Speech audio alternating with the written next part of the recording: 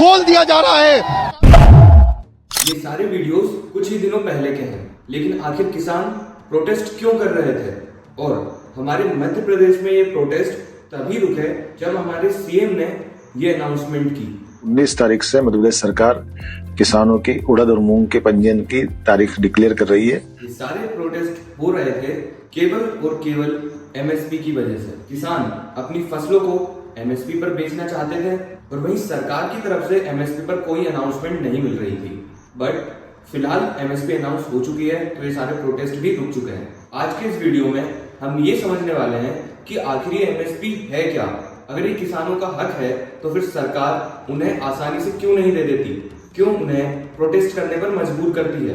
Video start करने से पहले मैं आपको बताना चाहता हूं कि यदि आप किसान हैं तो ये आपकी जिम्मेदारी बनती है कि आप इस वीडियो को एंड तक देखें और साथ ही अपने दूसरे किसान भाइयों को भी दिखाएं, ताकि वो एमएसपी आखिर क्यों चालू हुई और ये क्या है और इससे जुड़े कितने नियम हैं वो सारी चीजें समझ पाए। किसान मेहनत करने में तो आगे होता है, लेकिन उन्हें उनके लिए जो स्कीम बनाई गई है या फिर जो कोई सुविधाएं हैं उनके बारे में ही पता नहीं है। इसीलिए इंफॉर्मेशन की कमी होने की वजह से कई किसान शोषण का शिकार हो जाते हैं। इस वीडियो को हमने इतना सिस्टमेटिक और आसान भाषा में बनाया है कि एक छोटा बच्चा भी अगर इसे एंड तक देख लेता है तो वो भी एमएसपी को अच्छी तरीके से समझ जाएगा। तो आइए वीडियो को स्टार्ट करते हैं।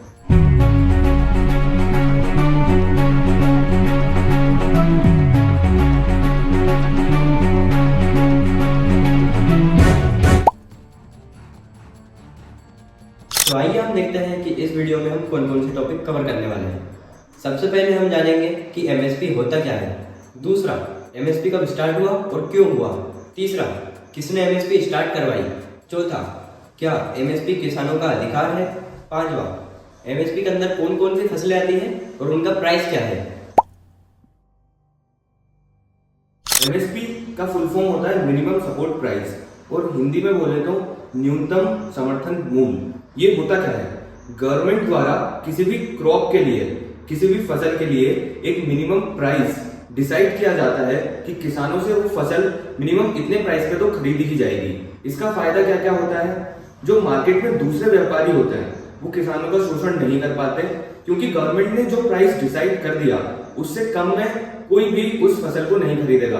या तो मिनिमम उतने रेट में या फिर उससे ज्यादा रेट में व्यापारियों को किसानों से फसल खरीदनी पड़ेगी। मतलब कि एमएसपी किसानों को ये गारंटी देता है कि वो जो फसल लगा रहे हैं वो मिनिमम कितने में बिकेगी। भाई, एमएसपी का बहुत बड़ा रोल रहा है इंडिया में पूरे एग्रीकल्चर सेक्टर को चेंज करने में और किसानों की हालत सुधारने में। एमएसपी स्टार्ट कब हुई थी और क्यों हुई थी, ये जानने के लिए हमें चलना पड़ेगा 1960s में, जब हमारा देश जस्ट आजाद हुआ था। उस टाइम पे हमारे भारत के पास इतना भी अनाज नहीं था कि वो अपनी भूख मिटा सके। मतलब कि हम फूड क्राइसिस से जूझ रहे थे, मतलब भूखमरी थी उस टाइम पे। हमारे सरकारी अनाज भंडार खाली पड़े थे और यहाँ तक कि हमें कुछ क्रॉप्स तो अमेरिका से इंपोर्ट कराने पड़ते थे। तो फार्मिंग में प्रोडक्शन को बढ़ाने के लिए कम से कम भूखमरी की कंडीशन तो नहीं है देश में। हमारी गवर्नमेंट ने साइंटिस्टों के साथ मिलकर एक रिवोल्यूशन चला है जिसका नाम है ग्रीन रिवोल्यूशन। ग्रीन रिवोल्यूशन एक अपने आप में बहुत बड़ा टॉपिक है, तो इसलिए हम इसके ज्यादा डीप में नहीं जाएंगे। ग्रीन रिवोल्यूशन मतलब हरित क्रांति। इसके मेन उद्देश्य थे किसानों के लिए ऐसी फसलों का चयन करना जो कि ज्यादा उपज दे सके, मतलब कि हाइब्रिड बीज। दूसरा, फसलों को रोगों से बचाने के लिए केमिकल पेस्टिसाइड्स का यूज करना। तीसरा, फसलों की अच्छी ग्रोथ के लिए केमिकल और टॉनिक्स का यूज करना। फोर्थ, खेतों में सिंचाई करने के लिए नए नए तरीकों का यूज करना। सबसे इंपॉर्टेंट और सबसे इम्पैक्टफुल, खेती में मशीनों का यूज करना, जैसे कि ट्रैक्टर, हार्वेस्टर। ग्रीन रिवोल्यूशन ही है जिसने एग्रीकल्चर सेक्टर को चेंज कर दिया और इसने व्हीट और राइस दोनों के प्रोडक्शन को बहुत ही बढ़ा दिया। ग्रीन रिवोल्यूशन के टाइम पे जो कमिटीज बनी थी उनमें एक साइंटिस्ट थे डॉक्टर एमएस स्वामीनाथन, जिन्हें फादर ऑफ ग्रीन रिवोल्यूशन भी कहा जाता है। इन्होंने मिनिमम सपोर्ट प्राइस मतलब न्यूनतम समर्थन मूल्य को चालू करवाया था। इसमें दो कमेटी रहती है, पहली सीएसीपी और सेकंड सीसीईए। सीएसीपी का फुल फॉर्म होता है commission for agriculture cost prices. CCEA का फुल फॉर्म होता है cabinet committee on economic affairs. CACP एक रिपोर्ट तैयार करती है किस फसल को किस रेट पर खरीदना है, उसको फिर सबमिट कराते हैं सीसीईए के पास। इन दोनों कमेटी के मेन मेंबर्स कौन होते हैं? इन दोनों कमेटी में मेन मेंबर्स और अभी जो फिलहाल में कौन कौन है उसकी लिस्ट आपकी स्क्रीन पर दी है। सीएसीपी में 2 नॉन ऑफिशियल मेंबर होते हैं जो किसानों की बातों को रिप्रेजेंट करते हैं, जिसमें से अभी एक वैकेंसी खाली है। तो आप समझ सकते हैं किसानों की बातों को कौन सामने रखेगा। सीसीईए में जो मेन चेयरमैन है वो हमारे प्राइम मिनिस्टर पीएम मोदी है। सीसीईए से अप्रूव होने के बाद ही एमएसपी किसानों के सामने अनाउंस होती है। एमएसपी डिसाइड करते समय किन किन बातों का ध्यान रखा जाता है सरकार के द्वारा, आइए हम देखते हैं। पहला जो सबसे मेन पॉइंट है वो ये है कि किसानों को टोटल प्रोडक्शन में खर्चा कितना आया। उसमें इंक्लूड होता है कल्टीवेशन, फर्टिलाइजर, ट्रांसपोर्टेशन। 1 एकड़ में किसान को जितना खर्चा आता है तो उस क्रॉप से वो तो निकलना ही चाहिए। दूसरी चीज होती है कि मार्केट में डिमांड कितनी है। उस फसल की यदि मार्केट में डिमांड ज्यादा है तो एमएसपी भी ज्यादा मिलेगी। तीसरी चीज होती है सप्लाई, किसानों ने प्रोडक्शन किस लेवल पे किया है। यदि किसी फसल का प्रोडक्शन ज्यादा हो जाता है, बहुत ज्यादा हो जाता है, तो उसकी एमएसपी कम होती है। नहीं, इस पर किसानों का अधिकार नहीं है, ये बस एक सरकार की स्कीम है। अगर सरकार अच्छी कंडीशन में है तो वो एमएसपी पर फसल खरीदेगी, वरना नहीं खरीदेगी। लेकिन किसान चाहते हैं कि एमएसपी उनका परमानेंट अधिकार बना दिया जाए। इसी बात को लेकर किसान आंदोलन और प्रोटेस्ट करते हैं।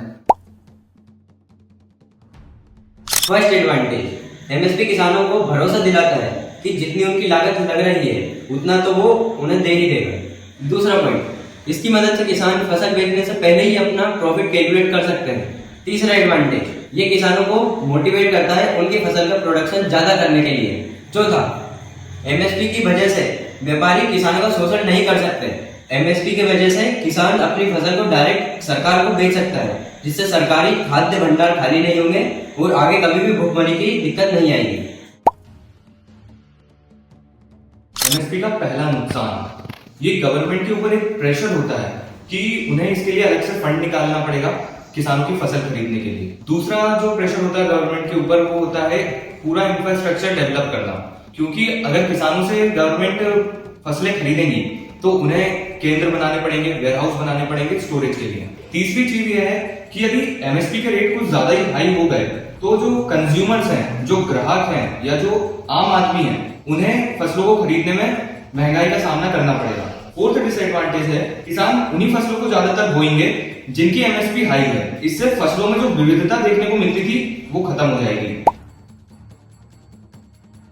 एमएसपी के अंदर 22 फसलें आती हैं, जिनमें से मेन जो रहती है गेहूं, मूंग, मक्का, उड़द और अपना ग्राम चना, और बाकी की जो फसलें हैं उनका प्राइस और उनका नाम स्क्रीन पर दिए हैं। अगर हम कंक्लूजन देखें पूरा, तो एमएसपी का बहुत बड़ा रोल रहा है भाई पूरे एग्रीकल्चर सेक्टर में और किसानों की हालत सुधारने में। तो एमएसपी तो बहुत इंपॉर्टेंट है, इसलिए शायद किसान इसकी परमानेंट होने की मांग कर रहे हैं। लेकिन सरकार भी अपनी जगह सही है, अगर उन्होंने परमानेंट कर दिया तो ये उनकी मजबूरी बन जाएगी कि उन्हें हर प्रकार की फसलों को खरीदना पड़ेगा मिनिमम सपोर्ट प्राइस पर। तो किसान और सरकार अगर दोनों अपनी अपनी जगह सही है तो फिर आखिर गलत क्या है? मुझे जो गलत लगता है इस चीज में वो ये है कि सरकार यदि किसी फसल पे एमएसपी नहीं दे रही है या दे रही है तो उसे ये अनाउंसमेंट कम से कम फसलों की बोनी होने से पहले कर देनी चाहिए, ताकि किसान ये डिसाइड कर पाए कि उसे वो वाली फसल बोनी है या नहीं बोनी है। जैसे कि आप ये एज्यूम करो कि एमएसपी का एक प्रॉपर चार्ट बोनी से पहले आ गया कि किस किस फसल का क्या क्या रेट है, तो किसान बहुत अच्छे से ये डिसाइड कर पाएगा कि उसे अपने लिए किस फसल का चयन करना है, वो कौन सी फसल बोए तो उसे कितनी इनकम हो जाएगी। लेकिन यहाँ पे सरकार एक राजनीति खेलती है, वो फसलों के कटने के बाद एमएसपी नहीं देती, किसानों को मजबूर करती है प्रोटेस्ट करने पर, और एट द एंड उन्हें अप्रूवल देकर ये बताती है कि हमारी सरकार ने आपकी फसलें खरीद ली। तो मेरी सरकार से ये रिक्वेस्ट है कि प्लीज वो कुछ ऐसी स्कीम चलाए कि बोनी से पहले ही प्रॉपर तरीके में सारी फसलों के लिए एमएसपी का अनाउंसमेंट हो जाए। आज की वीडियो में बस इतना ही, और ये वीडियो आपको कैसा लगा कमेंट में ये जरूर बताना। मिलते हैं ऐसे ही किसी नेक्स्ट वीडियो में।